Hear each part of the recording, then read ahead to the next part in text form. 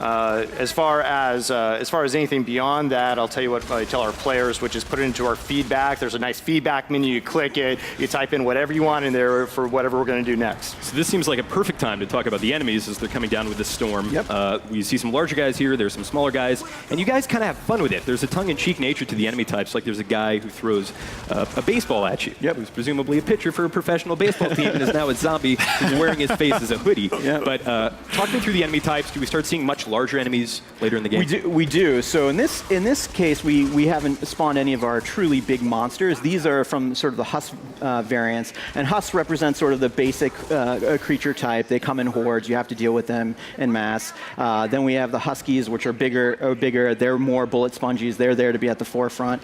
Then we've got Dwarf Husks. They're fast little Husks that come in at you in packs. Then we have propane tank Husks. They carry propane tanks. Assume they sound like Hank Hill. Yeah.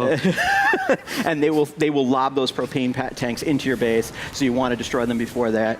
Then, of course, we have our artillery units, these bombs, the lobbers. They fling skulls into the fortresses, and then we graduate up into big creatures like the Smasher. Does what he says. He's a big siege tank. He will take down your fort if you let him run too wild. Then we have flangers that are literally throw enemies up onto the top of your roof, and then they try to burrow down into the top. So there's the game sort of starts out at a slow tempo, but then it ramps up quickly, and you get more and more of these creature types as you go. That sounds awesome. So we're going to take a quick break, but we'll have more of our exclusive look at Fortnite right after this. IGN is the world's #1 media brand for video games and entertainment. From breaking news and brand new trailers to reviews, let's plays, and the latest tips and tricks, IGN brings you the videos you crave everywhere you watch. Whether you're on the IGN app, PlayStation, Xbox, YouTube, Facebook, Snapchat, or IGN.com, IGN's got you covered on everything you care about. IGN, the #1 source for video game fans worldwide. The biggest entertainment event of the year is almost here, and we've got your all-access pass. All the tools you love right in the palm of your hands? It's fast, and you can save videos and articles for later, check your personalized feed, or check out all the latest reviews. Download it now on the iOS or Android App Store.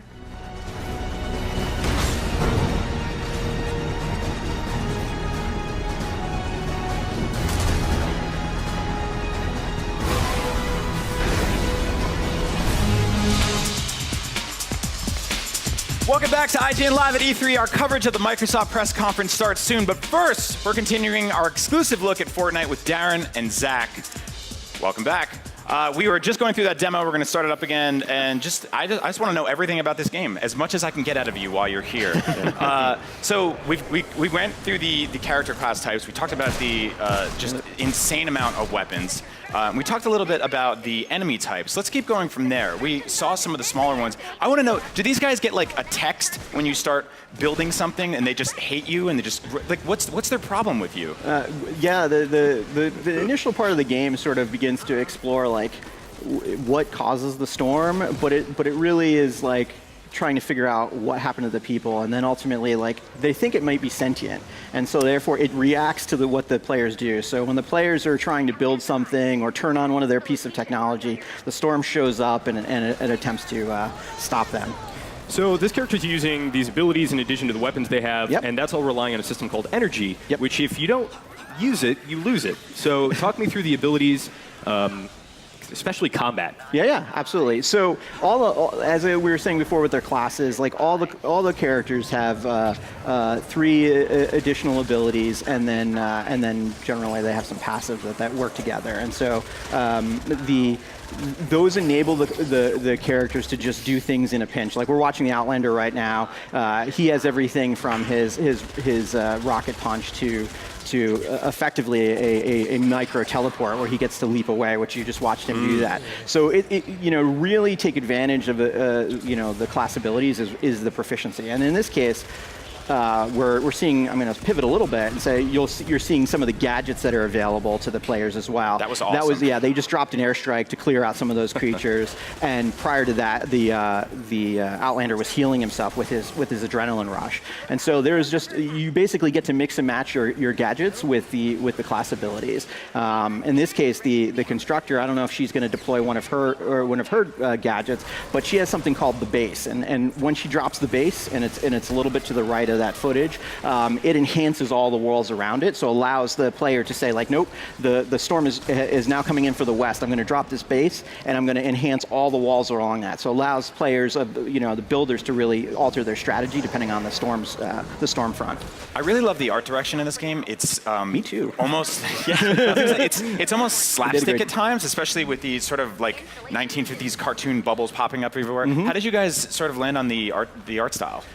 Well, iteration was a big process of the way Fortnite came together, and like the art team is super creative, and I know everybody says that, but man, I have not worked with a bunch of more creative folks. So they got to this point actually early on in the project where the game looked a little bit more like what you would expect the next, game from Epic Games. It was grimmer, darker. It was the next evolution of that. But a bunch of the artists got together. About that. Yeah, a bunch of the artists got together and said, you know what, we think we want to push this into a completely different direction, go complete stylization, and that was the basic seed of Fortnite's idea. And over the years, they've just refined that and gotten it even cooler. Like, over the years, we made the heroes more heroic. Like, as soon as we added classes into the game, the characters got to be bigger and cooler. But they effectively, still exist within this stylized sort of heroic world. Purple, they love purple. The lighting in this game is awesome. Yeah. So there's this whole out-of-game system that we're not seeing that's kind of a periphery. Yep. It's an overworld. It's looking at your hero deck, civilians, defenders, things like skill trees. Can you talk us through that? Yeah, so at its heart, building and exploring are the key elements of that section of the game.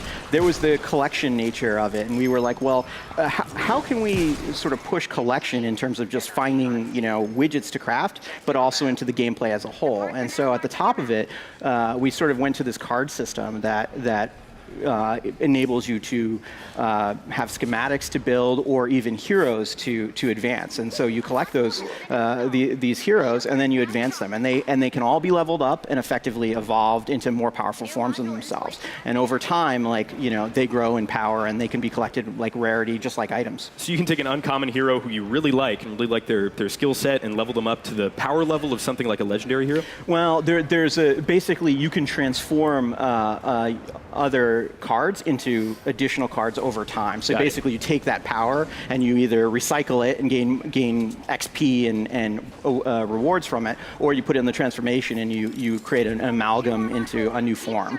So it all depends, actually. There's lots of depth. It's basically it's a giant ingredients list, basically. Can you play a sort of passive creative mode where no one is hurting you or attacking you? Is there any way to just be like, I want to build a bridge today?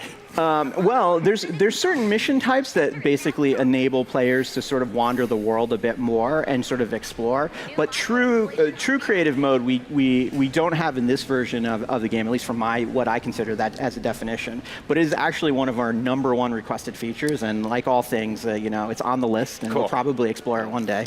Yeah, go ahead. Well, I was going to say the players right now, they tend to use their outposts as that space. Yeah. Because they can go in there and they can build anything. There's no time restriction. Yeah. So we've seen everything from pirate ships to extremely large castles with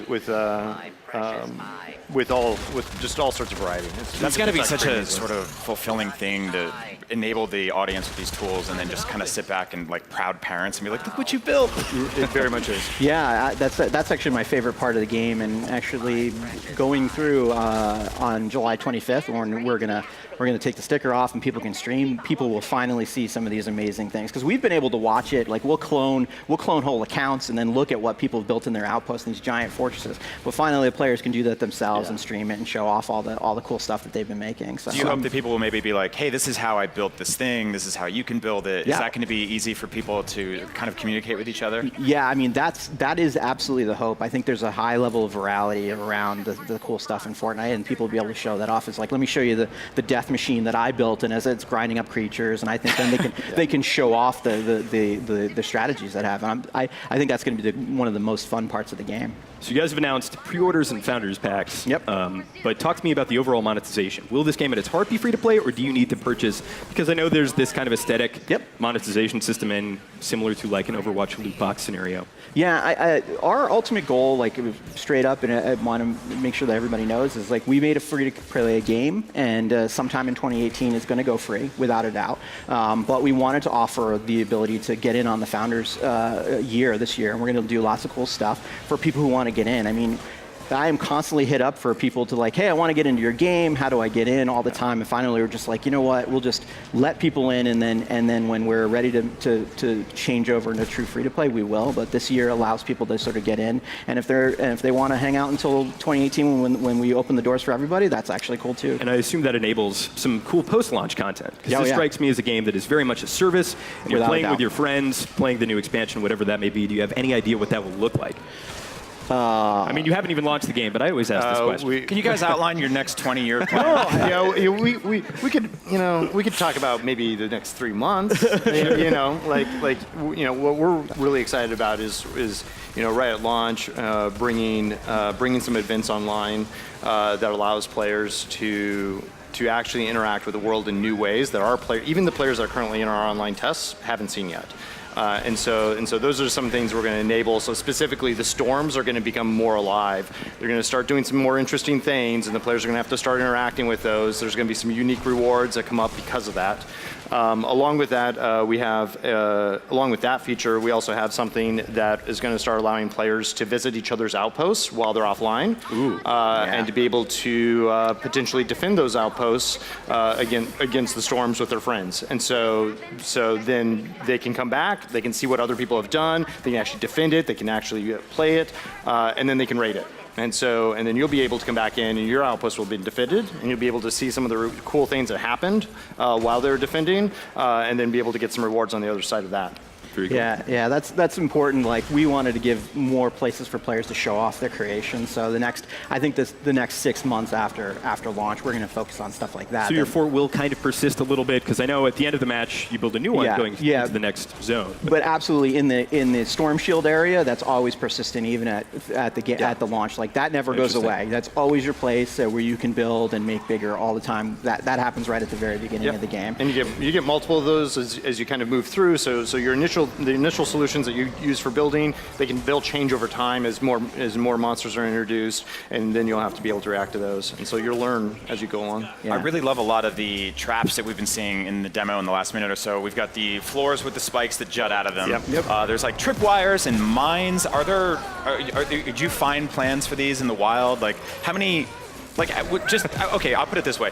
Just describe a completely insane fortress to me. Just give me a variety of the stuff that you can put around the outside the perimeter to keep it safe if you're paranoid. Well, yeah, you have everything from what you'd expect, some spike traps and spikes on walls so the players take damage. But then it starts getting like insane, where like there's player jump traps where they can literally fling themselves across the board from tower to tower. So you'll see, like, when you get these giant fortresses in our Storm Shield areas, they will basically build traversal from tower to tower by flinging them off that. And then also that's true of the enemies. Like, there are push traps that players can use to just throw enemies off of the buildings. And same thing is true with pop traps, where like creatures will get flung into the air and then hit another trap in the air and pushed out. We're tinkering with the timing right now, but what in an ideal scenario, we'd be able to construct the better mousetrap, where you could hit multiple trap types all in a row and then like destroy creatures without actually having to fire a shot. That's awesome. Yeah, that's our long-term intent. We're still tuning and adding more traps to the system, but yeah, that's where we want to go. All right, so when is Fortnite out?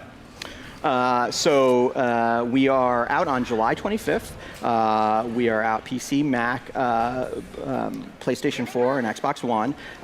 If you get us in early, if you buy early, you'll get access on July 21st. That's right. Yep, right, July 21st. Pre-order and get in on July 21st. Get a head start.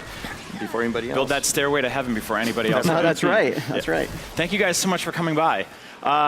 If you've been following E3 2017 so far, you'll know that yesterday EA showed off a Battlefront 2 announcement, new BioWare game, and more. So here's Naomi Kyle with the Daily Fix for a quick recap.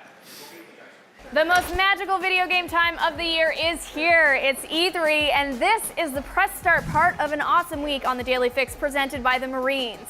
We're going to bring you, yes you there, all the biggest and best news from each conference and the show as a whole. Plus, we have a totally rad daily giveaway through Wednesday as well. I'm talking a game and console, whether you're a Jedi or Sith. So let's do this.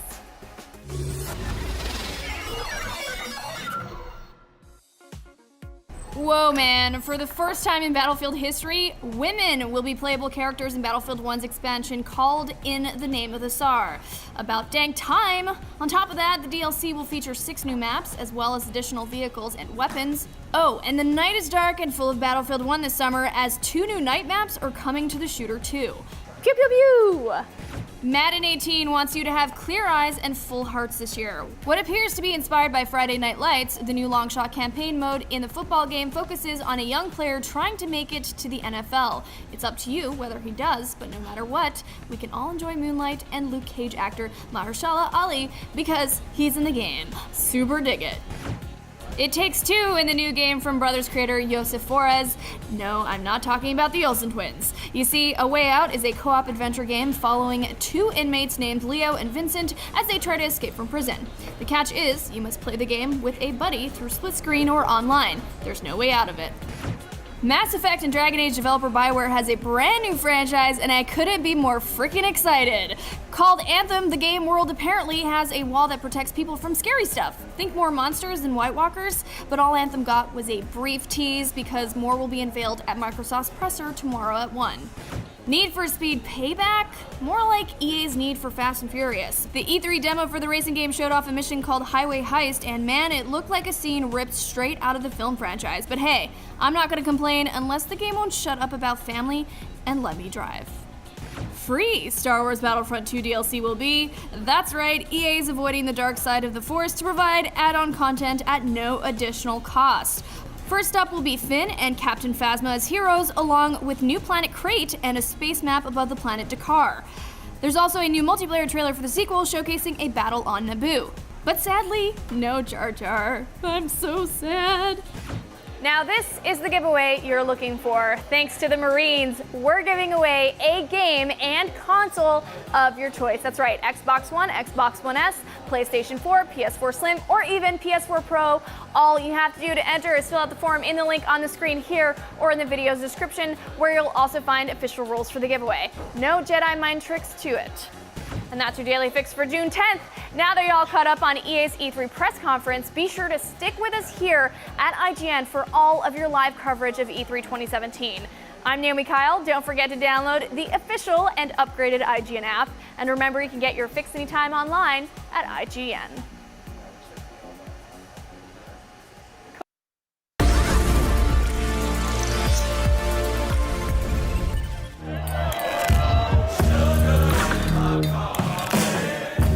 What's up, everybody? James Duggan with IGN Access here at EA Play at E3 2017. A couple of our IGN editors got to go hands-on with a really interesting game called A Way Out. It's kind of a cooperative narrative game, so let's wrangle them up and see what they thought. What the? What? Who's him? Yes, it is split screen all the time. 2 players are required, either couch co-op or online. And you can always see what the other person is doing. You absolutely have to have somebody you trust on this. Like, I think that's a really cool part. You want someone you can work with and will agree on. And I think the moments when you disagree are going to be really fun. It's always in a dynamic split screen. Sometimes it'll be 3/4 one side and 1/4 the other, half and half other times. It adds a real cinematic flair to the game from what I can see. The pace and the transitioning is really awesome. The creator actually has a filmmaking background, which I'm like super into when filmmakers make games. You see it, like these techniques come through and everything from like the pacing to the transitions. Vincent and Leo are now in the laundry room. Your goal is to smuggle sheets using a laundry cart. I love the idea of these 2 characters. Obviously, they escape prison together, so they have some form of bond, but they don't seem to really like each other. They seem to be very dissonant with their personalities of like how they like to handle things. Like one person's like, let's not cause a scene, we need to lay low. The other guy's like, no, just do it real quick, guns blazing, let's go. And I'm like, what he said. It's pitch black. We need a light. Screw it. I'll go first. I'm really curious to see where the story goes. The onstage demo that we saw really hinted at a real sort of potentially emotional tale of these guys. You aren't supposed to play this game swapping characters with the person you're playing with.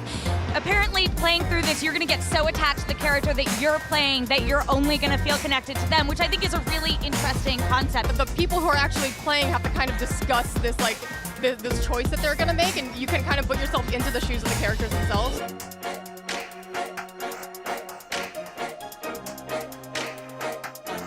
One thing I saw was, this is while the bank robbery is happening, one player gets put in a chokehold by someone who's in the back of the gas station. And if the other player doesn't get there quick enough, it's going to be game over. So the idea that you constantly have to be aware of your surroundings as well as your friends' surroundings in order to get through the game seems really cool to me. There seems to be a lot of thought put into every moment, every decision that happens in the game, and that's the kind of thing I really want to see how it plays out over the course of the entire thing. So that's what our editorial team thought of A Way Out. For more on A Way Out and all things E3 2017, keep it right here on IGN.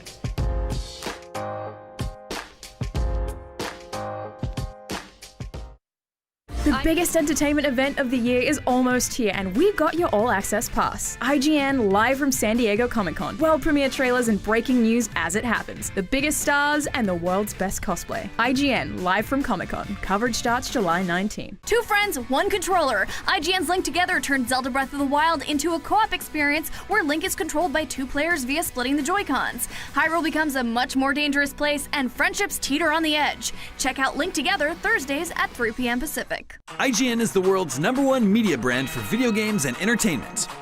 From breaking news and brand new trailers to reviews, let's plays, and the latest tips and tricks, IGN brings you the videos you crave everywhere you watch. Whether you're on the IGN app, PlayStation, Xbox, YouTube, Facebook, Snapchat, or IGN.com, IGN's got you covered on everything you care about.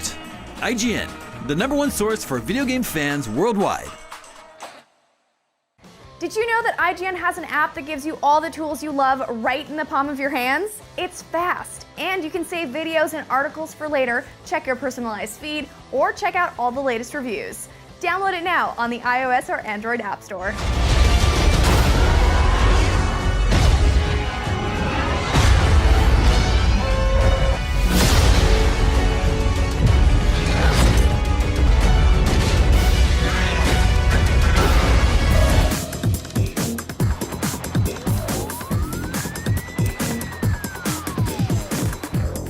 What's up, everybody? Welcome back to day 2 of IGN Live at E3. I'm Damon Hatfield, and we're coming to you live from Los Angeles, where in just a few minutes, Microsoft will kick off its E3 2017 briefing and unveil a little thing called Xbox Scorpio. Remember, no matter where you are, you can catch IGN Live's coverage of E3. We're on Facebook, Twitter, your console, your phone, and we're working on telepathy for 2018. Over the next half hour, we're going to talk everything Xbox One, including the debut of the most powerful console ever made, Scorpio. Plus, we'll take a look at Crackdown 3 and Rare's latest, Sea of Thieves. And that's only the beginning of today's coverage. After Microsoft, we'll have a special live edition of Up at Noon at 7:30 p.m. Pacific. And then at 8:30, we'll kick off our Bethesda pre-show and take you to the press conference, where Wolfenstein and The Evil Within 2 likely await. But first, last year, Microsoft announced it was working on Project Scorpio, a revision of the Xbox One that promised to be the most powerful console ever. Ryan McCaffrey explains everything you need to know in this Road to E3 report.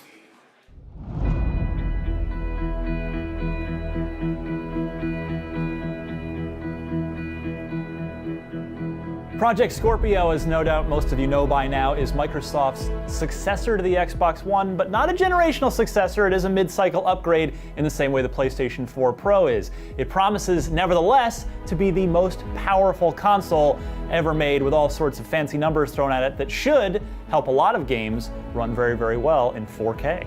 Since its E3 unveiling / teasing last year, we have in fact heard about Project Scorpio recently. Microsoft partnered up with one of the more tech-oriented sites out there to release the raw numbers, the technical specifications of what this thing can do under the hood. But we still haven't seen it. We don't know what it looks like. We don't know how much it costs. We don't know what the release date specifically is. Still a lot more to learn. I expect the bulk of Microsoft's conference to revolve around Scorpio in some way. I wouldn't be surprised at all if they kicked off with it and said, okay, let's not beat around the bush. Here's Scorpio. Here's what it looks like. Here's how much it costs. Here's when it's coming out. Now let's show you all the games that this thing is going to make look really good, and then they'll just go game after game after game. So I expect the Scorpio narrative to be very, very prevalent in Microsoft's E3 press conference this year. I am very much looking forward to seeing what Crackdown 3 is finally all about after all these years. It already had this cloud-powered thing going on, so with a more powerful raw box, that should hopefully make Crackdown 3 even more destructive and enjoyable. We're looking forward to seeing State of Decay 2. That's been a sequel that we've kind of known about for a while or assumed was happening. It was announced at E3 last year. It's 4-player, co-op again, big open world, lots to do. Scorpio could really beef that game up. And then there are just so many huge third-party games hitting this fall. Destiny 2, not Red Dead Redemption 2 anymore, but Battlefront 2, Call of Duty World War II. A lot of twos, a lot of good times to be had, whether it's third party or first party. And of course, Forza Motorsport 7. I'm forgetting the big signature game that they're probably going to be pushing on the Scorpio this fall. Car games always go with new consoles. It's just it's practically a law. You have to do it. You have to have sexy cars to go with your souped up new console. It's a chance for Microsoft to flex their muscle again. We haven't seen them really be this aggressive and this confident in a long time. We really saw that confidence at E3 last year, and it's going to be interesting to see what they can do. I mean, Xbox now should be the place where the third-party games play the best, and Microsoft hasn't been able to rightfully claim that since this generation started. They shot that really well, though. That was a quick look at Scorpio, obviously the biggest topic of today. Joining me to break down all of the news and announcements and leaks, Ryan McCaffrey, Gav Murphy, and Alana Pierce. Hi. Ladies and gentlemen, are we ready for the first-party conference of E3? T-minus 15 minutes. Looking forward to it. Okay, so now we've covered everything that's coming up. Let's talk about what we hope to see today from Microsoft. Maybe we should start with that alleged price. $500, $499. What's that in the Queen's money? I need British pounds. You What's tell that? us. I don't know. We Actually, I wouldn't don't know know. what it is. Ryan, does that sound? Does that price surprise you? No, it doesn't surprise me. That's what I've been expecting all along. We've been conditioned by Phil Spencer: premium console, premium console, premium console. So you think premium price. They did just temporarily cut the price of the Xbox One S, which would create a pretty large price gap. $300 gulf. I think $499. It seems like the console is going to be a good console, but man, against the $399 PS4 Pro, are they going to be able to convince a lot of people to jump over into the Xbox ecosystem? I'm not sure. The thing is, especially with 4K, in theory, if I want to buy a Scorpio, I need the $500 console, and then I need a 4K TV, which isn't cheap either. So for me, I'm tempered with those expectations. I need to wait to prove that it's worth that money, and hopefully we'll find that out today. Yeah. Do we think we'll get a release date today? Yeah. Well, it would be shocking if we didn't, because after a year of teasing, they've got to tell us when it's coming. They've got to. So you think they open up the show with Xbox Scorpio? I do. It's what everybody, they get that out of the way, and then they can just go game after that. So I think we'll see the whole thing, see the box, get the price, get the release date, and then all right, now every game you're about to see is souped up by Scorpio. I like you say get out of the way as if it's small. They just get the console out of the way, get it done with, get the games in. Come on, let's. Well, they closed with it last year too, right? So it's kind of fitting to open with it this year. It's also apparently Scorpio is the actual name of the console. If Best Buy, I'm not sure I believe that yet. Really? I really wonder sold. if that could be a placeholder, because Nintendo Switch, in the name alone, tells you something about what that console does. PS4 Pro tells you something about what that console is. The thing Scorpio is, Ryan, it's powered by actual scorpions. That's so terrifying.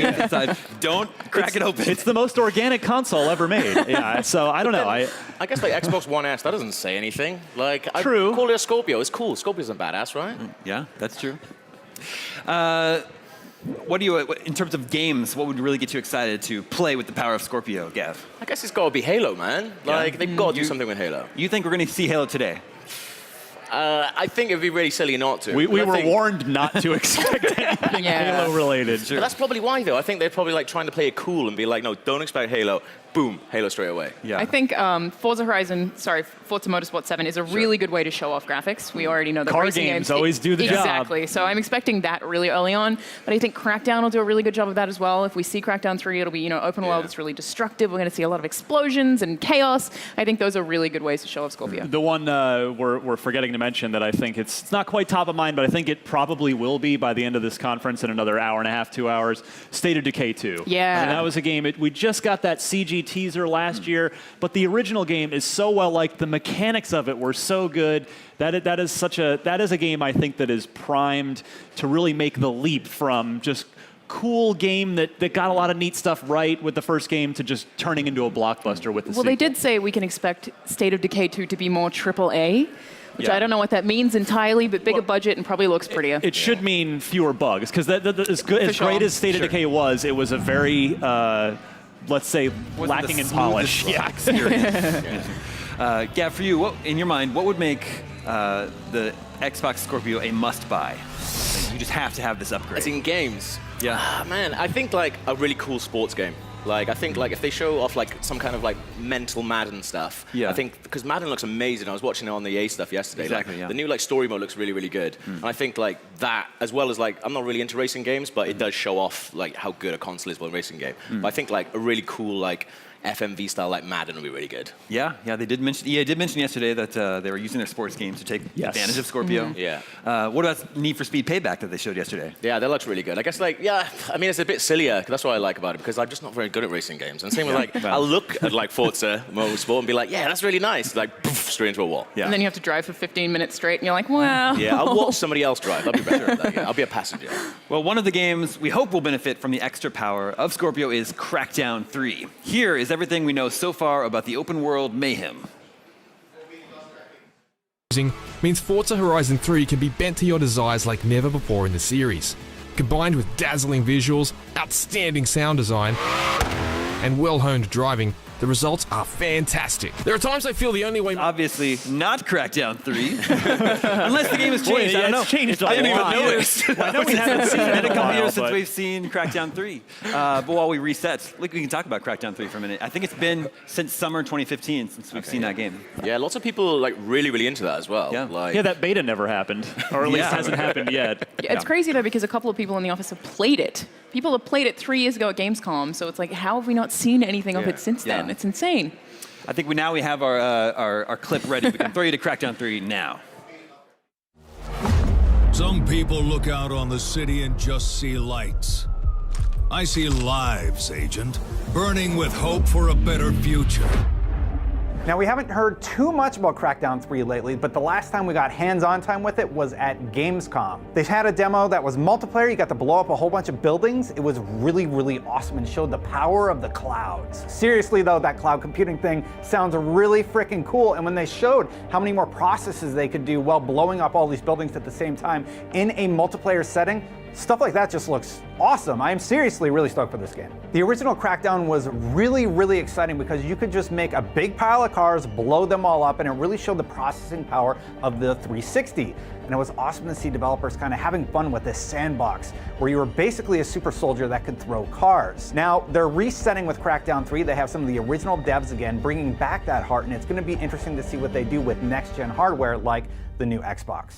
So Xbox is saying that the Scorpio console is going to be the most powerful console ever, and the tech specs back that up. So I'm really excited to see what that means gameplay-wise. Fully destructible worlds? Can I go into a town and blow up every building? That would be a playground of destruction. So the big rumor that's been going around is that Crackdown 3 is going to be at E3. A lot of people teasing this on Twitter and such. I would love it to be there. I want to see this game again. I want Microsoft to come out swinging, and Crackdown 3 would be a big punch to the competition. So there's no secret that Xbox needs killer exclusives on their platform, and with the most powerful piece of gaming hardware, which is what they're marketing it as, a game like Crackdown 3 is going to give them a chance to showcase that power, and it would be great to see that on the stage. Crackdown 3 could actually be a killer app for the Scorpio. My dream for Crackdown 3 at E3 this year would definitely be a release date with the Scorpio. That would make me want to buy that console day one. We do what we always do. We go to work. Did you know that IGN has an app that gives you all the tools you love right in the palm of your hands? It's fast, and you can save videos and articles for later, check your personalized feed, or check out all the latest reviews. Download it now on the iOS or Android App Store. The biggest entertainment event of the year is almost here, and we got your All Access Pass. IGN live from San Diego Comic-Con. World premiere trailers and breaking news as it happens. The biggest stars and the world's best cosplay. IGN live from Comic-Con. Coverage starts July 19. Two friends, one controller. IGN's Link Together turned Zelda Breath of the Wild into a co-op experience where Link is controlled by two players via splitting the Joy-Cons. Hyrule becomes a much more dangerous place, and friendships teeter on the edge. Check out Link Together Thursdays at 3 p.m. Pacific. IGN is the world's #1 media brand for video games and entertainment. From breaking news and brand new trailers to reviews, let's plays, and the latest tips and tricks, IGN brings you the videos you crave everywhere you watch. Whether you're on the IGN app, PlayStation, Xbox, YouTube, Facebook, Snapchat, or IGN.com, IGN's got you covered on everything you care about. IGN, the #1 source for video game fans worldwide.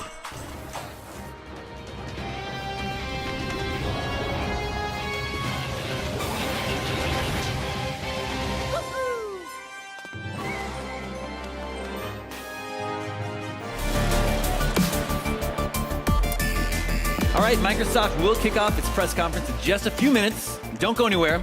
Another 2015 announcement we hope to see more of this year is Rare's Sea of Thieves. I still haven't played this game. I can't believe it. Like, I love You've had 2 years. I know, it's crazy. I still haven't played it. I live like down the road from them. Yeah, they're really good. Like, Rare are amazing. They do these like really weird little things. Like everything I see from Sea of Thieves just looks really silly. A couple of us played it at E3 last year, and I've never cried from laughter from playing a game before. Awesome. I absolutely did, even on the show floor with 15 minutes playing Sea of Thieves last year. It was amazing. Yeah. It was the game that made me smile the most last year. That's good to hear. I mean, it's been a long time since we've gotten something really new and fresh from Rare. Yeah. Right? It's true. It looks like really silly as well that you can get drunk and fall off your boat and do loads of like sea chanties with your mates and things like that. That's what I want to do. That's what I want to do in real life as well as in a game. It's amazing. Pre-Microsoft Rare might still be my favorite game development studio ever. They made so many of my favorite games, and I'm really excited about Sea of Thieves because it just looks like so much Rare personality has gone into it, and that's what I want. I want them to make goofy drunken pirate games. Exactly, like, that's amazing. Who doesn't want that? I love the art style. I love the sort of vibe of it, the very sunny, colorful vibe. And I just want to... I want that game so badly to live up to the potential that it has in my head. Yeah. Right, okay. Ryan, do you think this game is out this year? I don't think so. This is a big game as service. They've been very... deliberately doing closed NDA technical alphas with small groups of members of the community. They seem to be taking it very slow to make sure they get it right. So I don't expect that we'll see I mean, maybe there'll be like a public beta kind of thing, but I don't think the final Sea of Thieves is going to happen this year. And that's okay. I just want them to get it right. Yeah.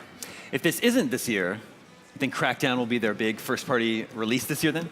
Yeah, I guess so. Along with Forza. Along with Forza, of course. Yeah. Of course. For sure. Yeah. Okay, well, now that we've talked about a few exclusives, let's talk about what third-party titles we hope to see on the stage today. Yesterday, EA unveiled this little thing called Anthem and promised we'd be seeing more of it today. This is the next one from BioWare. I still have no idea what it is from yesterday's conference. It's really hard to tell. It looks something like Destiny. We know it's from BioWare, so it's probably going to have a whole lot of, I guess, more RPG elements. Yeah. So I really have no idea. No idea. BioWare's been trending in more of an action shooter direction with their last couple games. I mean, there's Dragon Age, but the last couple Mass Effects. And so I could definitely see this being a Destiny-like game, but with a BioWare quality story on top of it, which would be fantastic. I mean, that would be filling a gap in what Destiny offered, right? It wasn't really known for having a great story. So maybe too similar to Destiny 2. Well, that's true. That's also possible. Yeah. I feel like it's too big of a game to be like take my time as well. Yeah. Like I don't want it to be that big. Like cause, like Destiny's like a big time sink. You have to really put a lot of time in to do it. I feel like I don't have that for Anthem. Sorry, Anthem. Well, we will see more in just a few minutes. Actually, we're standing by. The Microsoft conference will start at any time, so we might have to crash out. But definitely stay tuned after the conference for our full post-show breakdown of all the big announcements. In terms Shadow of War, in terms of other third-party games that we'll most likely see today, Middle-earth's Shadow of War was the first game announced to have full Scorpio support. Yeah. You think that'll be on the stage today, Ryan? I can't see how it wouldn't with with that kind of public backing. And it we played this at Judges Week ahead of E3. Our preview is up on IGN. It's just so polished. The mechanics are so good. It's hard not to like Shadow of War, at least from the 30 or so minute slice that I've had a chance to play. Gabby, you a fan of the first game? I was a fan of the first game. I'm not a fan of Lord of the Rings, but I don't care because this looks amazing. Like it looks like it'd be really good fun. Like I love the sort of the system they've got where you can just really annoy someone early on. They're going to come back and haunt you for the rest of the game. I really love that. It's such a clever idea. That's a really fun system. Yeah. How about you, Alana? Oh, I'm super excited about it. I love the first game, love the Nemesis system, love the combat, love the climbing. I just feel like all of the pieces are right for this, but I just can't get over how many good games we've already had this year. Yeah. The conference is actually starting. Everybody enjoy the show. Exciting. We'll see you after here for our post show. Let's do it.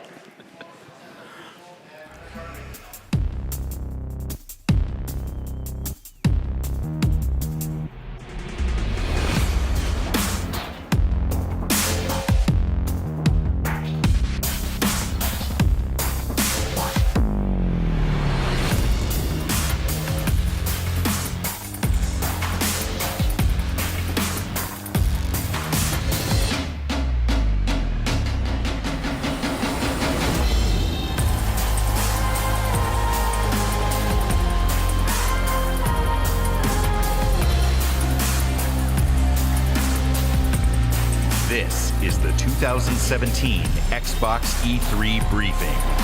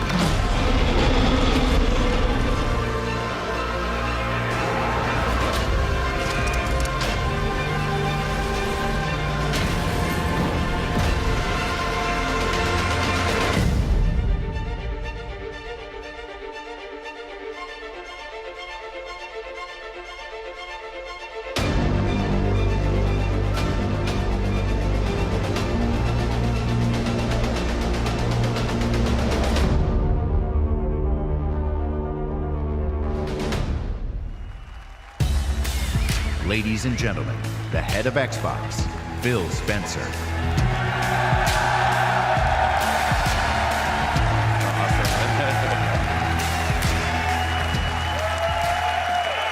Hey, don't stop.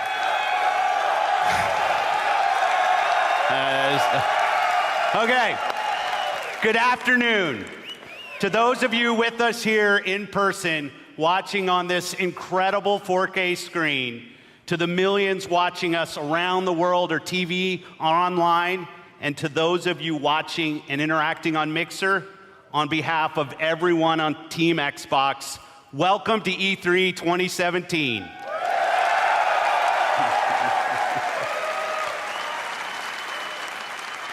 When the renegade group of gamers, creators, and engineers came together to form the original Xbox team and deliver the first Xbox console, we were driven by 3 principles: empower developers, delight gamers, and deliver true hardware and technical innovation.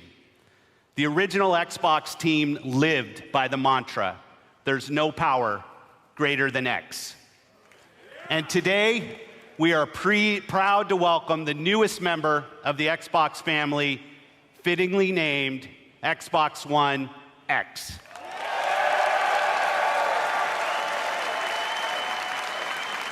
Xbox One X, the most powerful console ever made, sets a new quality standard for gamers and game creators. Starting on November 7th, Xbox One X joins the Xbox One and the Xbox One S when it launches worldwide.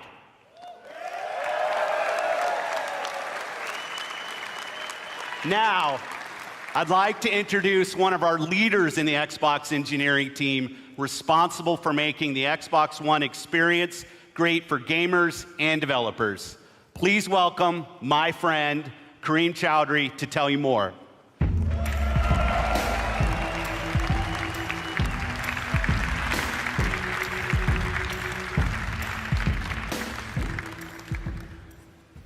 Thanks, Phil.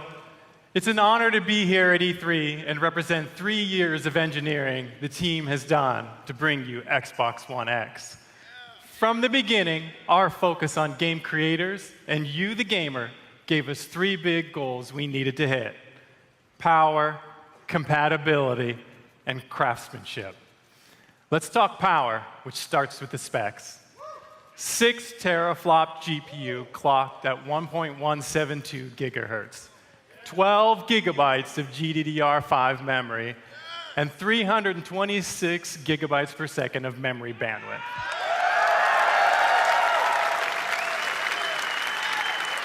These are impressive numbers that are more powerful than any other console on every dimension, because that's what it takes to give game creators the power they need so you can experience true 4K resolution, 4K textures, and 4K assets in your living room. And when we say true 4K, we mean 8 million pixels, high dynamic range, wide color gamut, premium sound like Dolby Atmos, and 4K UHD Blu-ray playback. Next, compatibility. We knew compatibility was critically important for Xbox One X, and your reaction to 360 backward compatibility has energized the team even more. So right from the start, all of your Xbox One accessories and games will work with Xbox One X. But for the team and me, that wasn't good enough. We wanted more. The game library you have today will look and play even better on Xbox One X with enhanced visual fidelity, anisotropic filtering, and faster load times. Even if you haven't made the jump to a 4K TV yet, we designed this product for you as well. Since Xbox One X enables a technique called super sampling, the new 4K games you see on stage today will look better on your 1080p TV than anything you've seen before. And finally, craftsmanship. We meticulously paid attention to every detail of design as we crafted our most technically advanced console ever. It starts with the Scorpio engine. We use 16-nanometer technology to build a 360 square millimeter chip with 7 billion transistors and a 384-bit wide memory bus. This is the fastest, most advanced processor to ever power a console. Our premium design means that every millimeter and every component within the console has been architected for maximum power and efficiency. Our aspirations were so high, an industry-standard approach just wasn't good enough.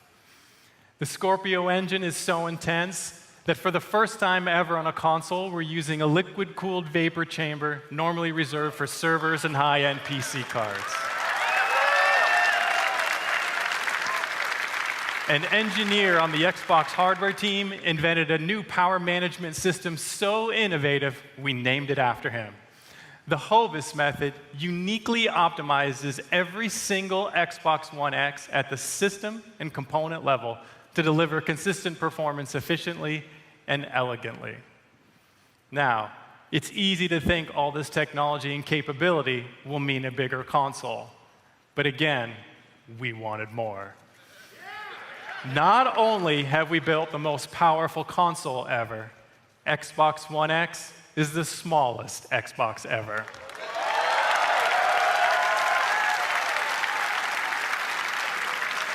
This is the system you asked us to build, and it has been a great honor to design and build it for you. I couldn't be more proud of our team, and I hope you love it as much as we do. Now, let's see what this monster can do. Exclusive world premiere.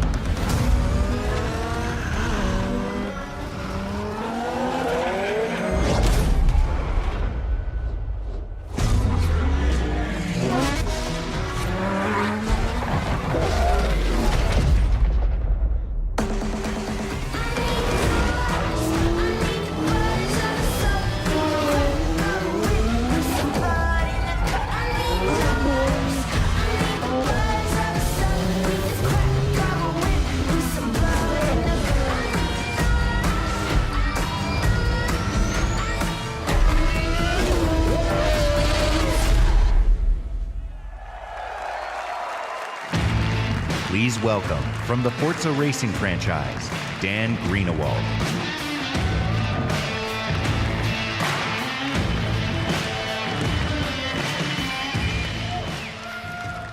In the automotive world, supercars are debuted at international auto shows. Frankfurt, Paris, Detroit. But through your passion for racing on Xbox and PC, Forza has become the premier partner to the automotive industry. So today, for the first time in history, a flagship supercar is making its world debut here at E3 in front of you.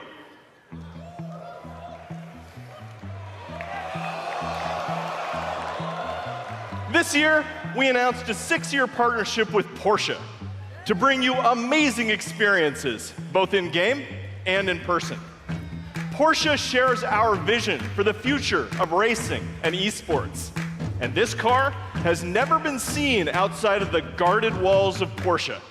That honor belongs to you, exclusively.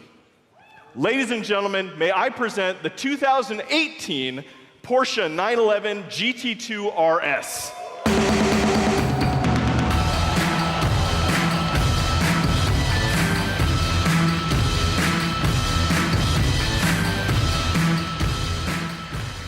This is not only the most aggressive expression of Porsche's legendary design, it features the most powerful road-going 911 engine ever made.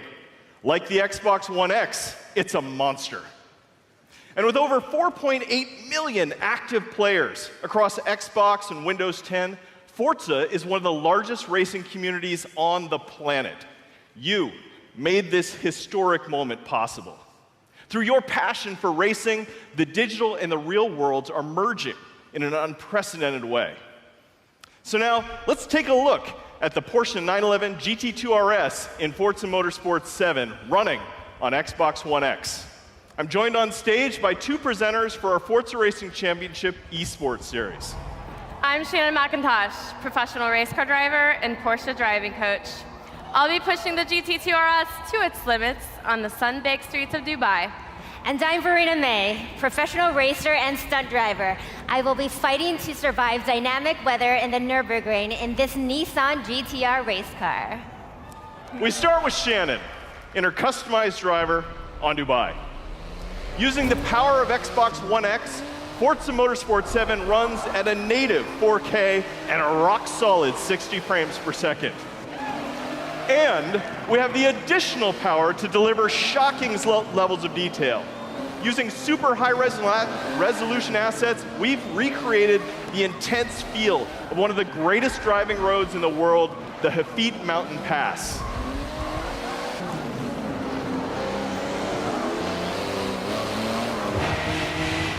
But in Forza Motorsport 7, we've reimagined the entire racing experience on all devices. Racing is more immersive and dynamic.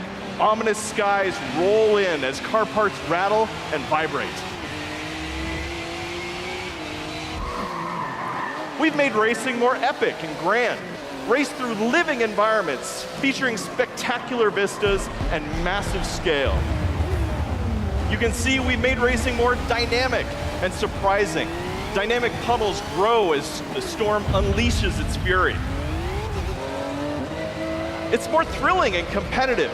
Feel the intense heat grease up your tires as you battle your rivals. And it's more beautiful and alive. Dark skies open up and change as the sun emerges from the clouds for a breathtaking finish.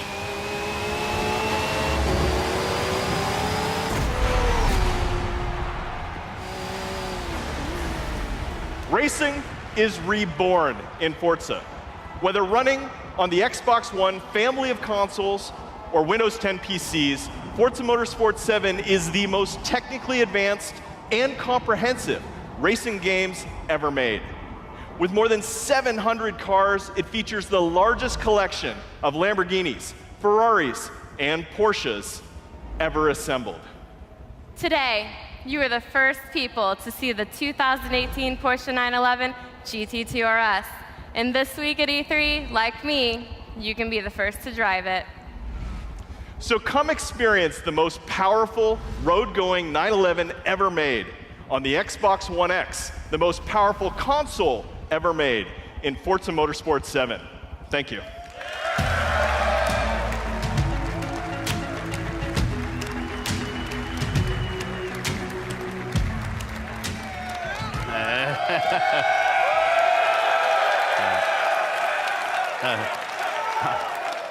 I'm going to play a ton of Forza Motorsport 7 when it ships on October 3rd. And when Xbox One X launches, we will all get to experience Forza Motorsport 7 in true 4K at 60 frames per second. Today, we're going to showcase the world's greatest creators with a lineup of different types of games for every type of gamer. It is the largest and I believe the most diverse lineup of games that we've ever shown on our Xbox E3 stage. Games from creators large and small, games that inspire and challenge us, games that transport us to new worlds and offer us new perspectives, and games that push the boundary of our art form. Today, we will feature 42 games here on our stage, including 22 games with console exclusivity on Xbox One. Every one of these games will play great on each member of the Xbox One family, but of course, they will play best on Xbox One X.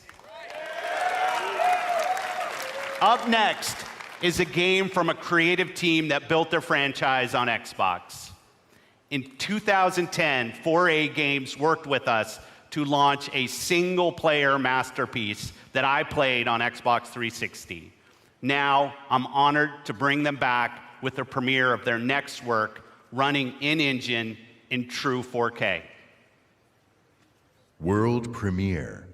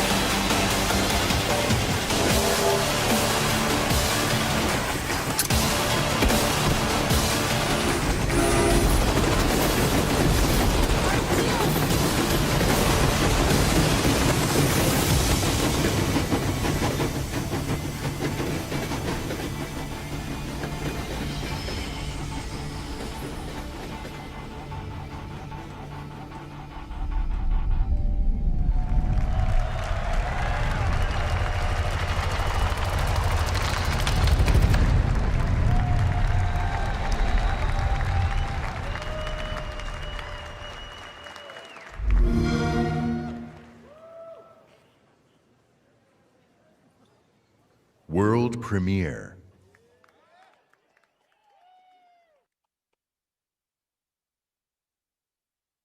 We are the first.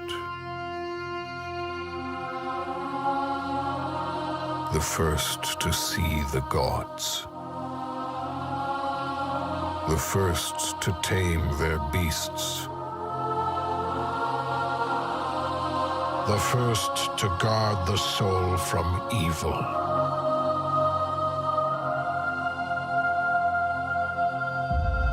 We conquered this land and built an empire.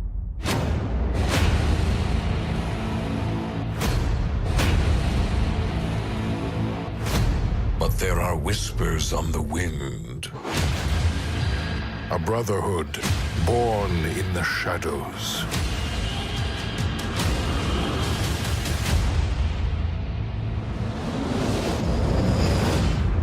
They are the first to call themselves the Assassins.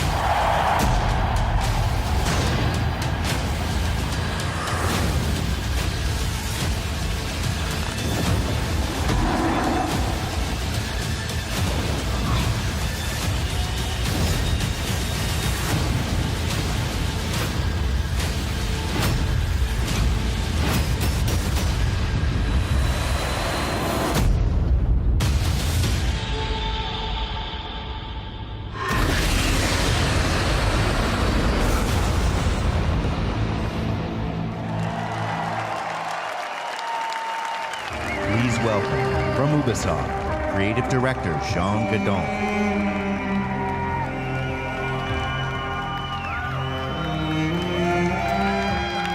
Thank you. Ancient Egypt is the birthplace of modern civilization. And it is also the birthplace of the Assassin's Brotherhood. Assassin's Creed Origins is taking you to the perfect setting for an epic gaming adventure.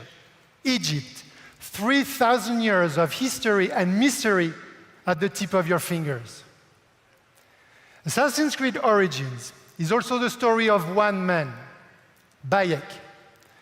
Bayek is the last Magi, the protector of his community, an Egyptian sheriff, if you like. And his struggle against the dark forces that corrupt ancient Egypt will lead to the foundation of the Assassin's Brotherhood. But recreating ancient Egypt, going back so far in time, pushed us to rethink and expand our gameplay mechanics. We added many RPG elements to a huge systemic world, more detailed and alive than ever before. So today, we are very proud to show you what the game looks like on Xbox One X running in 4K. And now, just for you, Bayek is coming back to Siwa, his hometown, to kill the fake oracle, Medunamun. World premiere.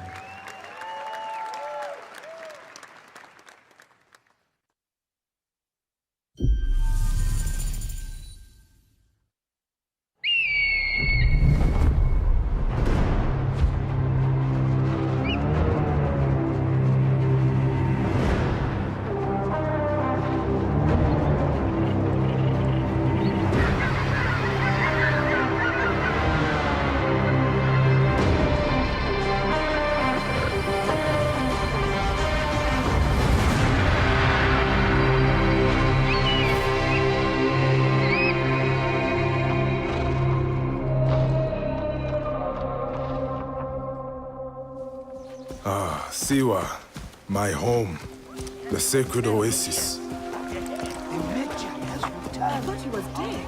Our Medjay, the last protector, our prayers are answered. Siwa has not been the same since he left. I hope you are here to rid us of Medunamun.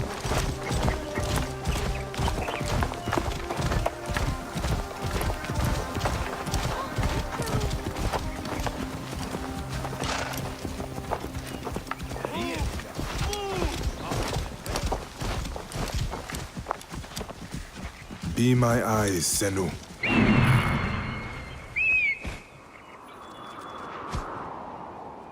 temple resembles a fortress. What has happened? Get out of my way!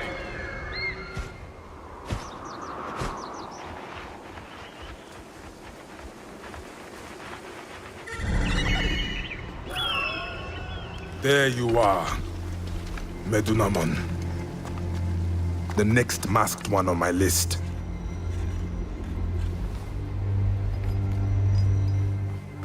Now it is my turn to tip the balance of Anubis.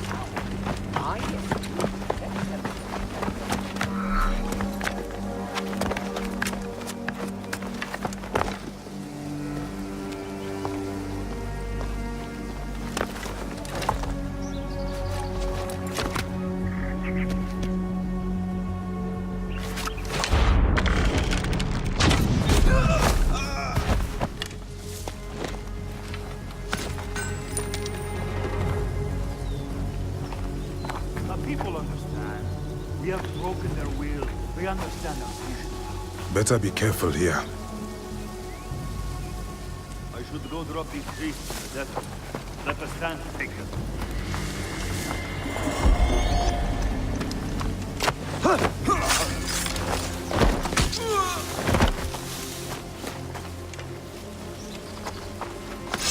A fine bow.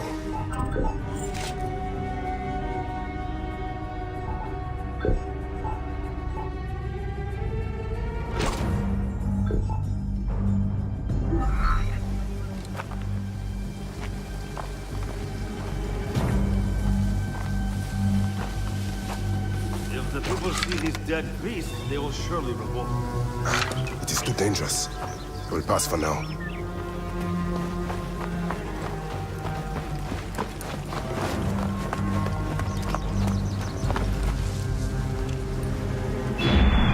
Guide me, Senu. Medunamon.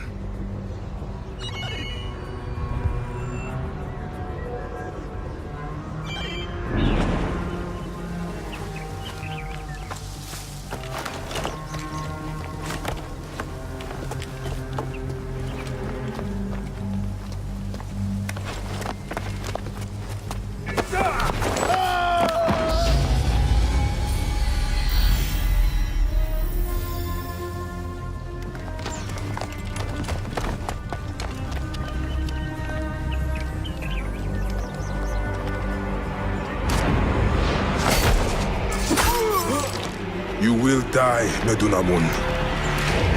Die, you bastard! Going to kill you for that! See what is mine!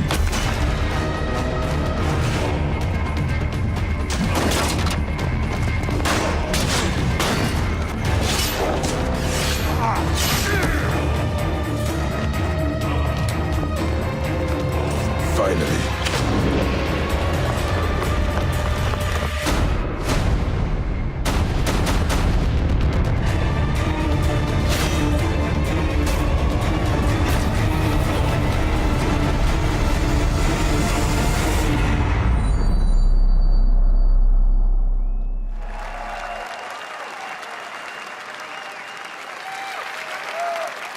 At Xbox, we've always believed in the power of games to unite us all.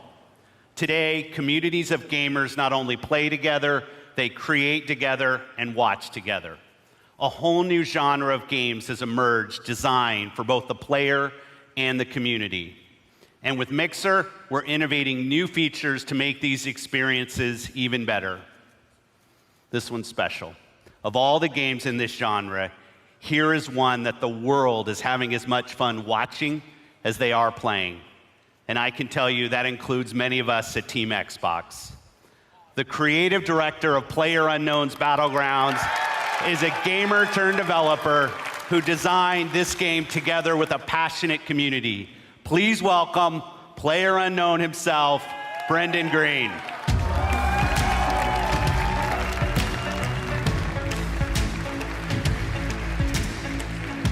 Thanks, Phil. Good afternoon, everyone.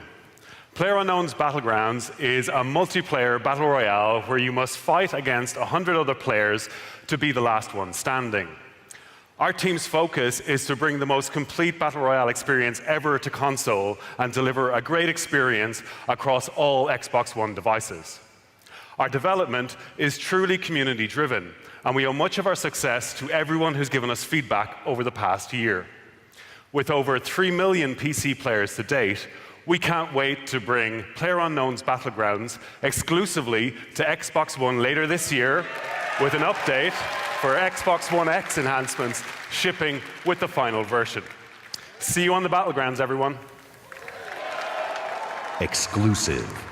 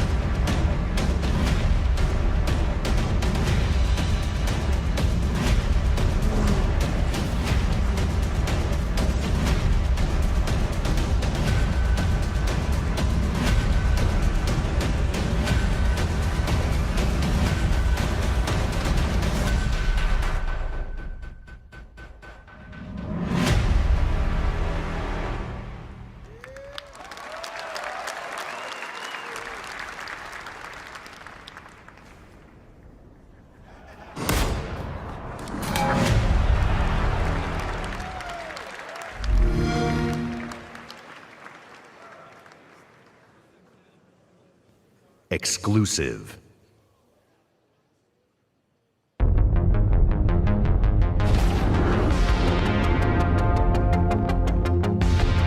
Let's try to stick together this time.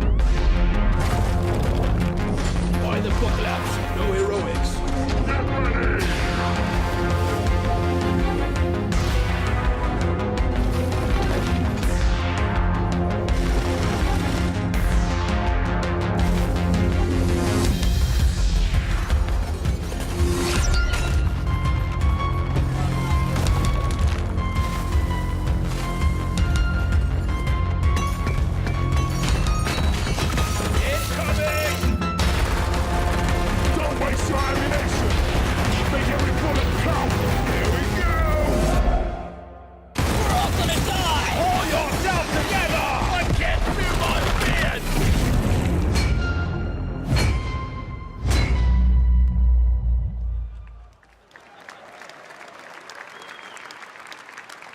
Exclusive.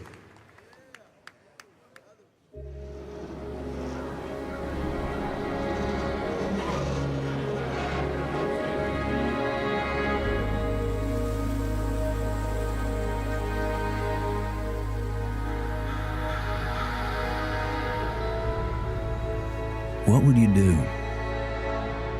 if the world you knew was gone?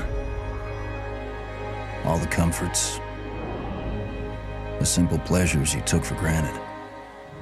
How would you protect yourself and the ones you love when the protectors can't even save themselves?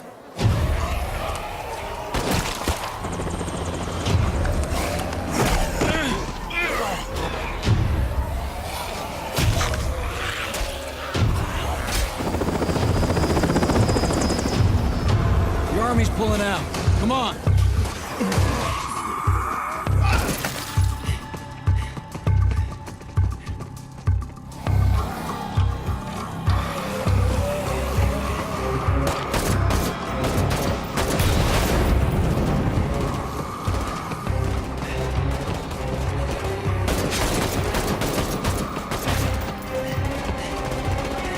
truck. Get in.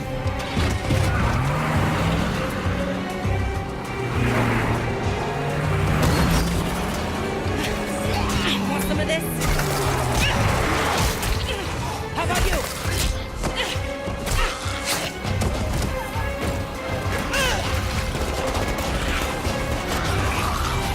How will you decide who belongs? Thanks. I owe you.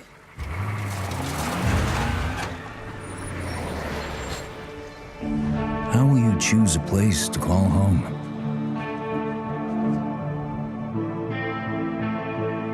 How will you build it?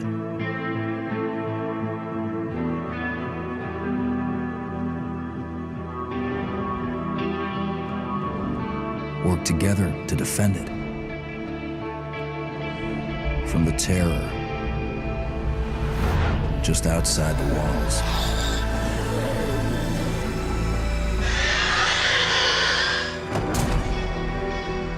When you get hungry, cold, what risks will you take? What mistakes will you make? When the only family you've got is about to tear itself apart, will you end a life? Wait. Or save it? Please. This is our only one, but we need everybody we've got.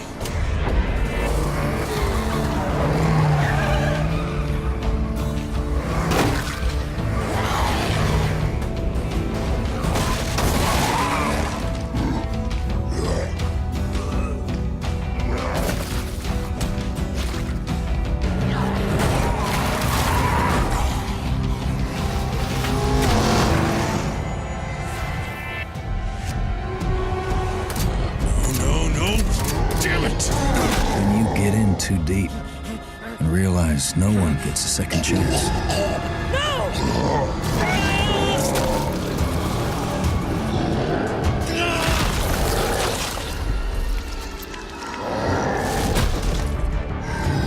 How will you find the strength to carry on?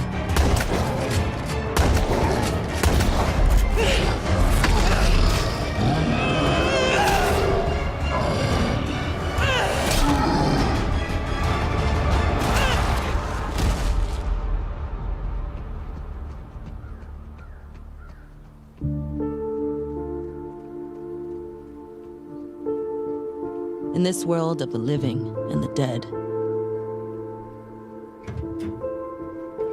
how will you survive?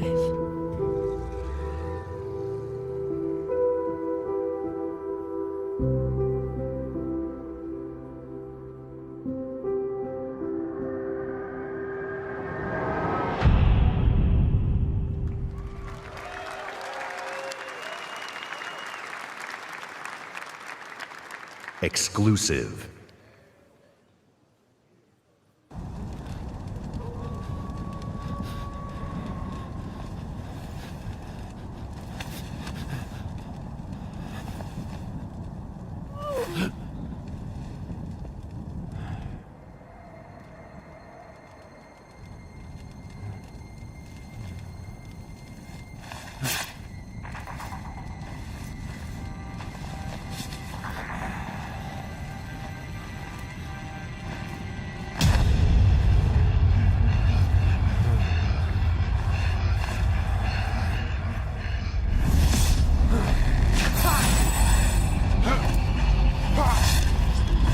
Players remaining.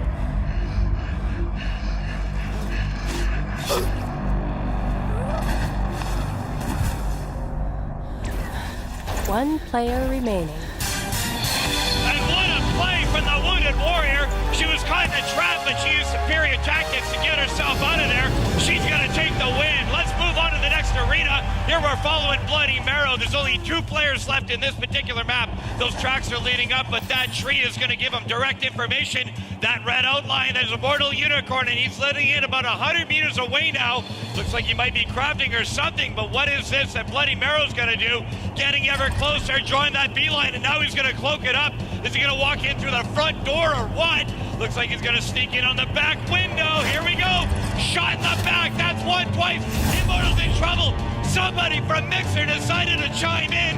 That invincibility bubble's going to help him out. And but on the fight of his life. There we go, the next strike on Bloody Barrel, bouncing it up forward. There we go. Oh, that was going to do the damage to the arrow to the belly. That's going to be the win for Bloody Barrel. Bloody Barrel wins the round.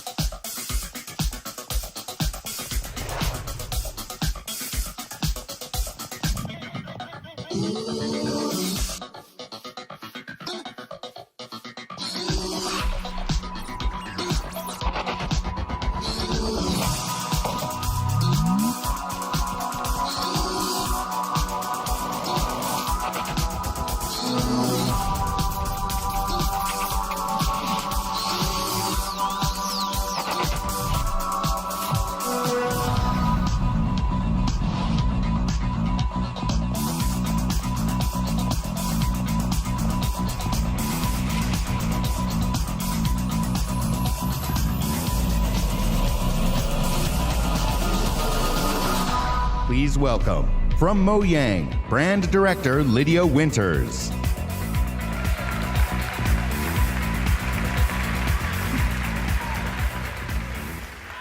This summer, millions of Minecraft players will be able to play together on the device of their choice for the first time. Xbox Live will unite the global Minecraft community across mobile, VR, Windows 10 PCs, and consoles. As part of this effort, we're excited to welcome player-made skins, maps, textures, and massive community-run servers into the game itself. Because we know that the amazing content you create makes Minecraft even better. This fall, Minecraft will receive a free 4K update that brings more graphical options to the game. But we didn't stop there. With all this talk about graphics, we're taking things one step further. Today, we're revealing a new look for Minecraft that we're super duper excited for you to try out.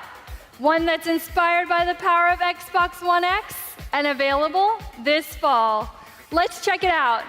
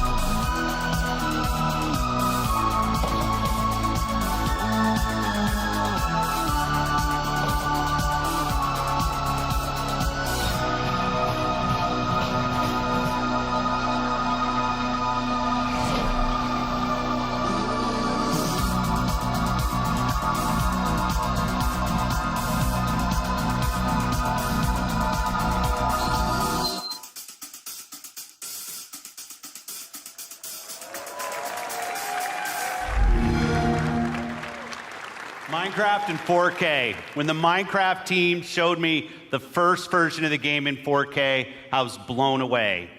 Mojang is a great example of a studio that started something new and different that led to a global phenomenon.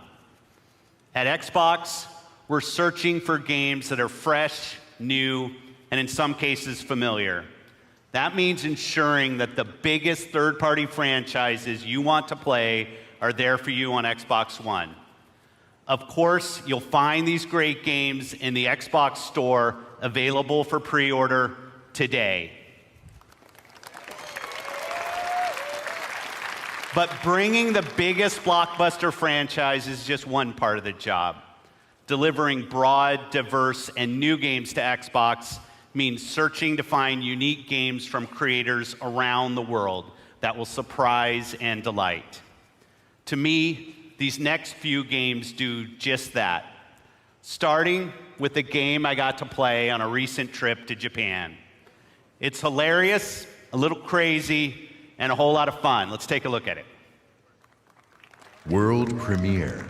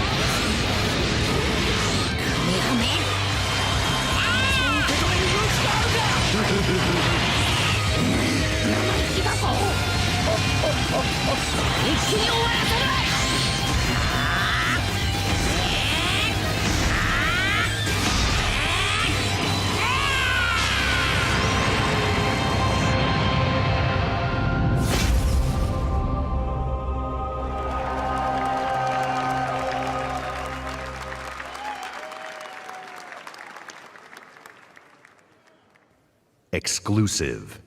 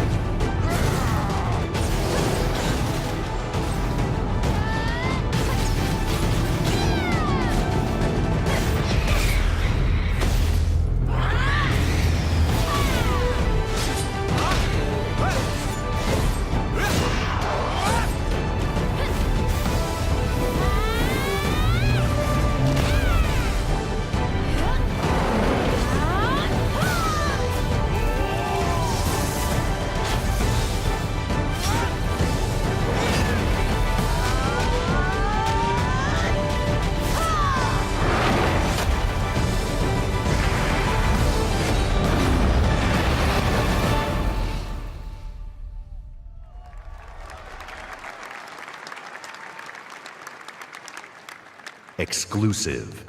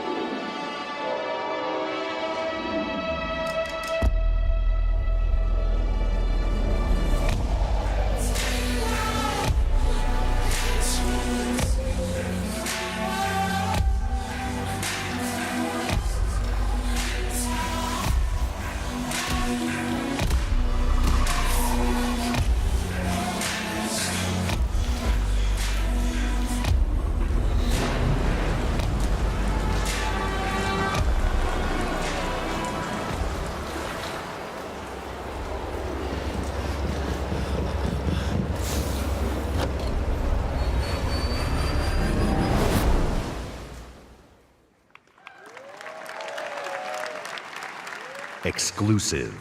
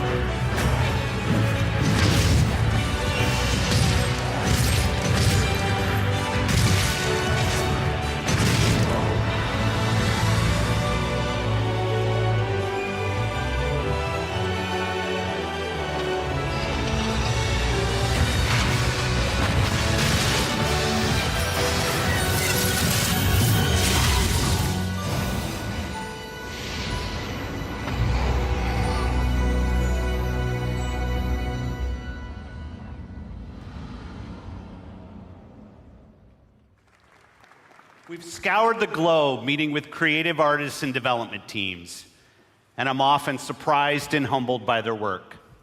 Whether it's a story that could only be born of a different land, or artistic design and storytelling that, in a single moment, can capture your imagination and inspire. There is much to be learned by looking beyond borders. Our first party is also a place of innovation and creativity. Today, I'm excited to share with you an extended look at never-before-seen gameplay from Rare's shared world adventure, Sea of Thieves. Exclusive.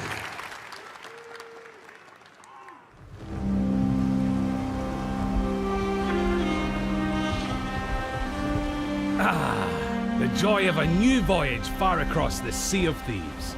Just you, the wide open world, and oh, well, it's not just you, she's here too. Oh, and this guy's here. But the point is, this is a shared world, ripe for exploring and raiding with your fine pirate crew. Look at them, scurrying around, making themselves useful. That's what we like to see. The world of Sea of Thieves seethes with possibilities, with adventures skulking above and below the waves. All you have to do is jump in and oh, there she goes.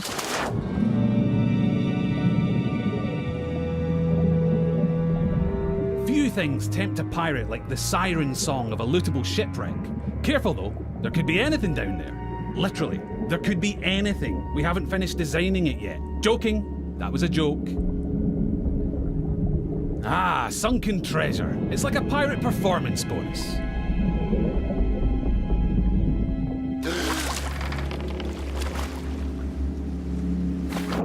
Every player's decisions and discoveries will be different, but however you plan on seeking your fortune, it pays to be prepared. For gigantic lumps of iron, these are surprisingly portable. Amazing workmanship. Anyway, better get them back on board while the coast is clear. There's really no sense in pushing your luck down here.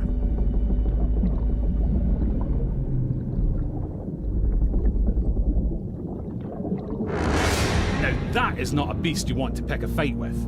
Yes, it's possible to take on these toothy terrors of the deep, but you're not much used to your crew bitten in two.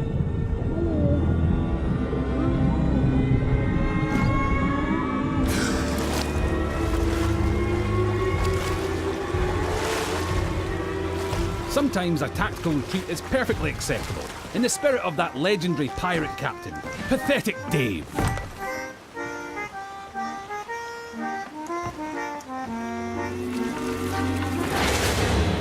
Thankfully, for every tense standoff, there's a moment of celebration or shared wonder. But for now, stow your hard-earned loot and enjoy the voyage. On Devil's Ridge beneath the sands, the gold lies hidden from thieving hands. Well, that's typical. Oh look, here we are at Devil's Ridge. Nice transition, by the way. And so you'll shift from the heart of the sea to the island shore, where you'll explore jungles and coves, cliff tops and caverns. Every region has its very own landmarks, and over time, you'll uncover hidden shortcuts, abandoned stashes, and vistas that will steal your grog-soaked breath away. And yes, sometimes you'll encounter people who, for whatever reason, would like to blow you into little pieces. That's pirating for you. Keep that pistol primed, because you'll also face the roaming remains of those raiders who came before you, caught short in pursuit of their own legends.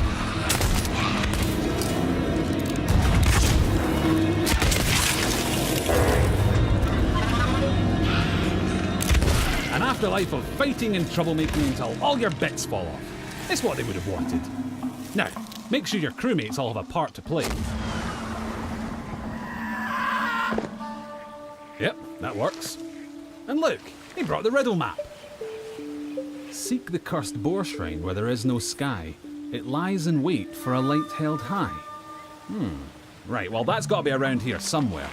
But if you've got a bad feeling, you can always leave someone on board to brace the ship for a speedy getaway. Decisions. Ah, looks like they've sniffed out that place where there is no sky. Time to pool your resources as you plunge into the unknown. It would be easy to come a cropper in these claustrophobic caves. You don't want to wander off track. Unless, of course, you're streaming, and you'll have loads of people in the chat telling you what to do anyway.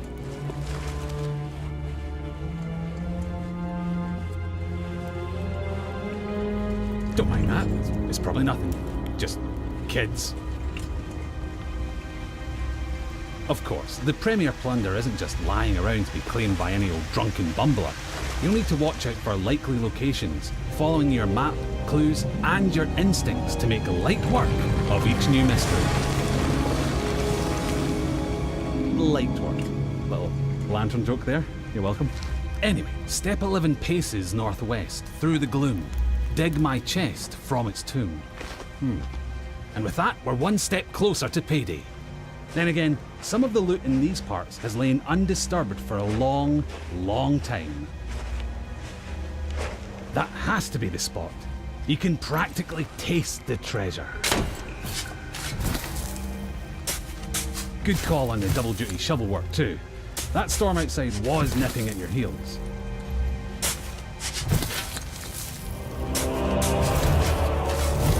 Ah, very nice. Of course, the trouble with treasure, as a rule, is that the owners really like to hang on to it. If you've got your hands full, it's up to your crew to watch your back.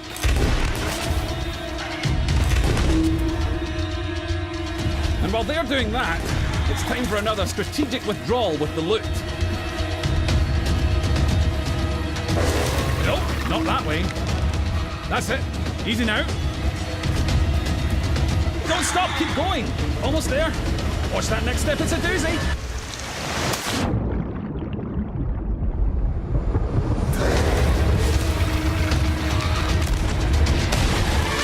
Now that's a rescue.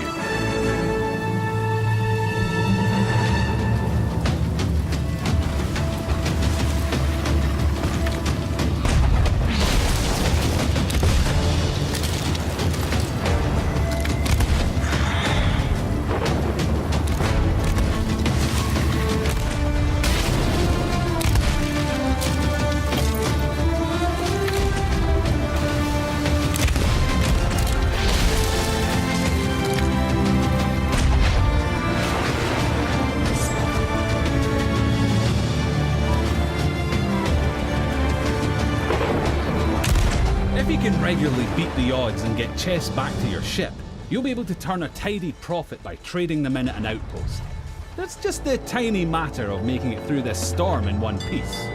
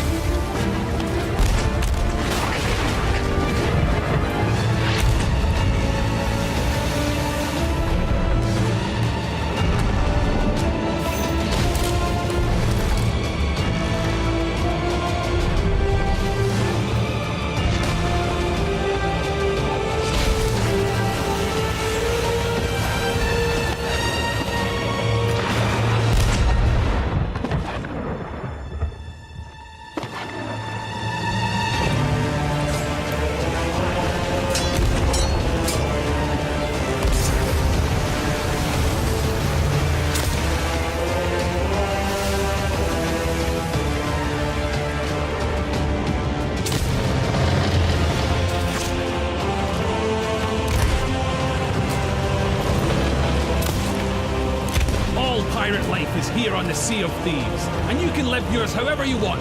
So rally your crew. Swear your oaths and set sail for riches and infamy. Become a pirate of legend. Just try not to be this one.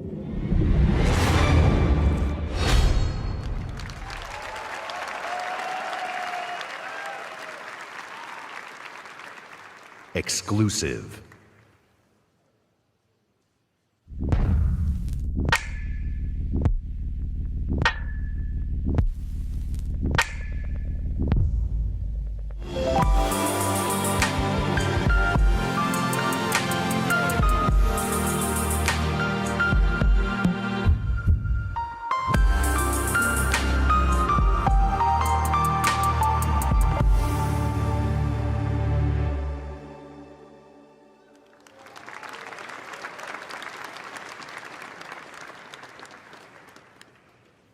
Exclusive. World premiere.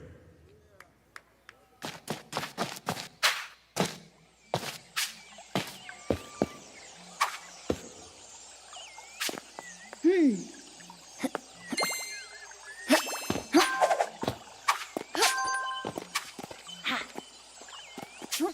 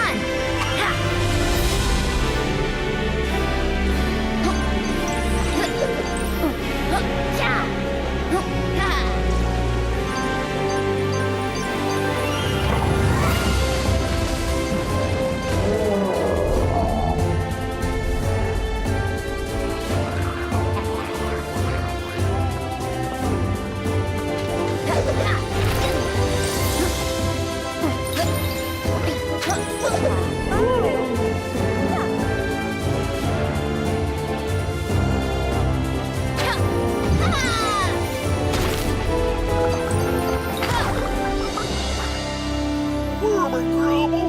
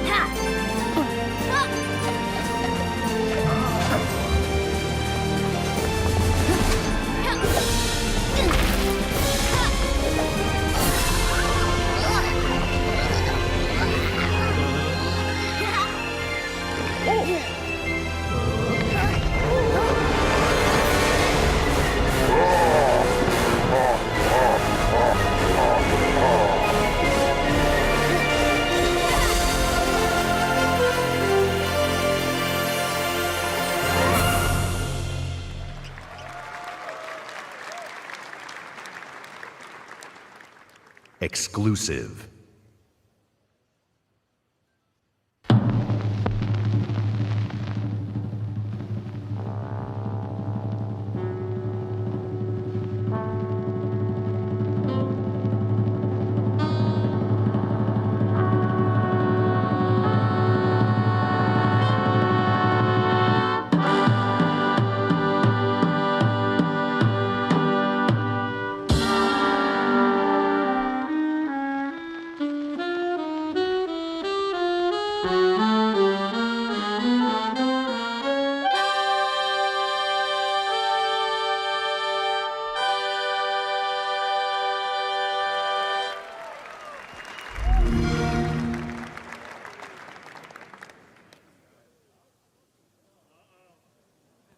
Exclusive.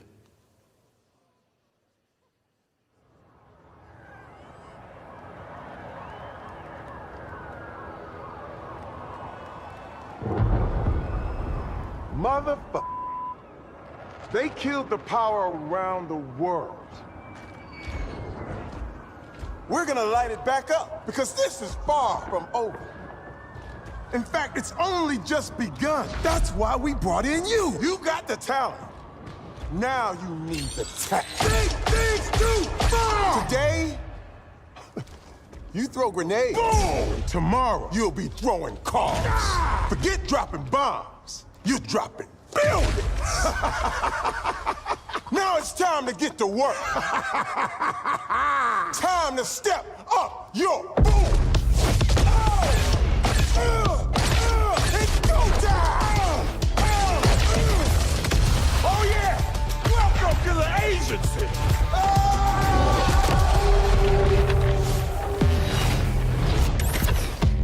Determination to conquer all my ambitions. Made it to this position, and so my disposition. Not seeing no limits, killing the competition. Yeah, I'm a beast. Now I'm released. Ready to feast, calm and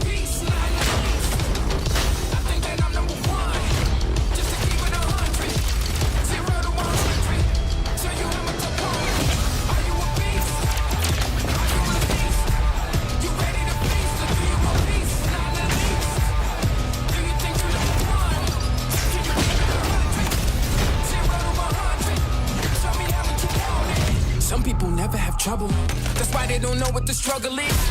I done paid the cost and lean on the boss. Analyze my losses.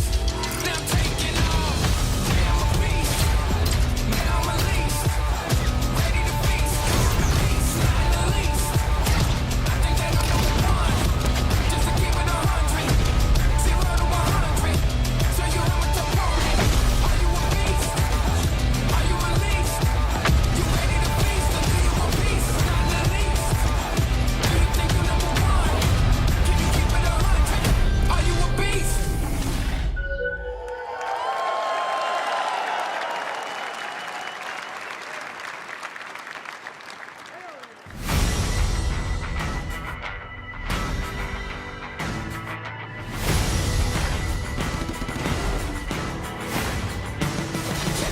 Eyes on the prize, ain't no tripping us up. Ain't no denying, you gotta be tough. This train ain't slowing down. This train ain't stopping now. This train ain't slowing down. We got it all.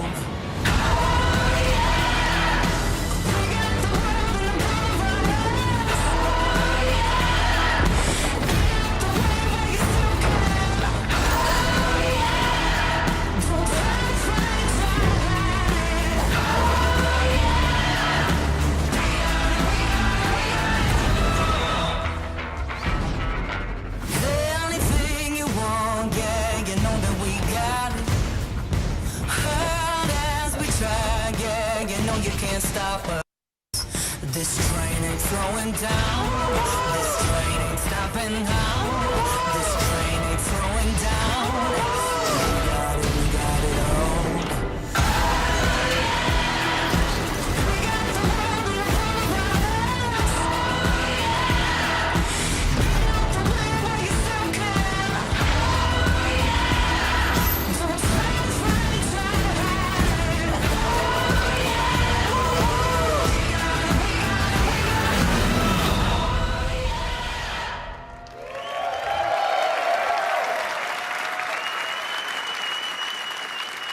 At Xbox, it's not just about finding creative artists. It's about empowering them and nurturing them, helping shine a light on their work, making it easy for them to build and share their creations. That's why the ID at Xbox program is so important to us. The team has released over 500 games on Xbox One and Windows 10 through the ID at Xbox program. And this is not just a milestone for the program and the independent developer community. It's a milestone for everyone who loves great games. I hope you're reminded today why it's so great to be a gamer on Xbox. Action, adventure, story, skill, surprise. These next few games bring it all together. Let's start with a game whose stylistic approach alone makes it something very special. Exclusive.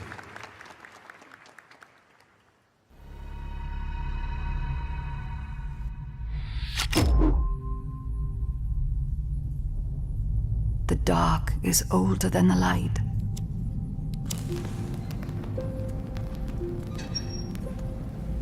At last a day dawned, and we rose with this first light.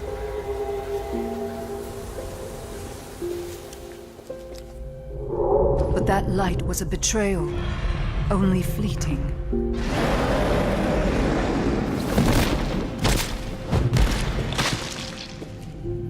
In its wake, the night returned to claim us.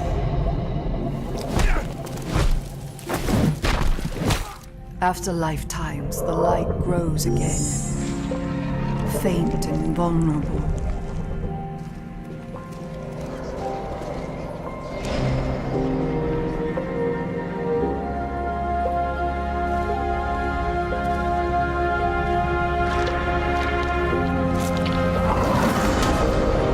We will live in the new light rather than just survive in the dark. This rebirth will end our wandering.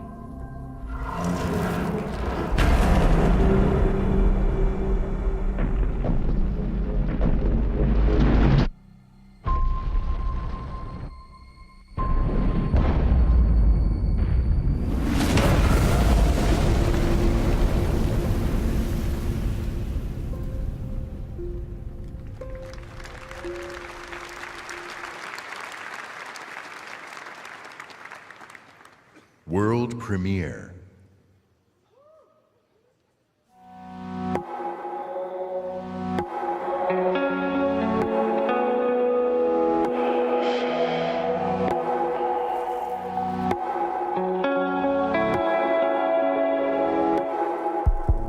Follow me home, pretend you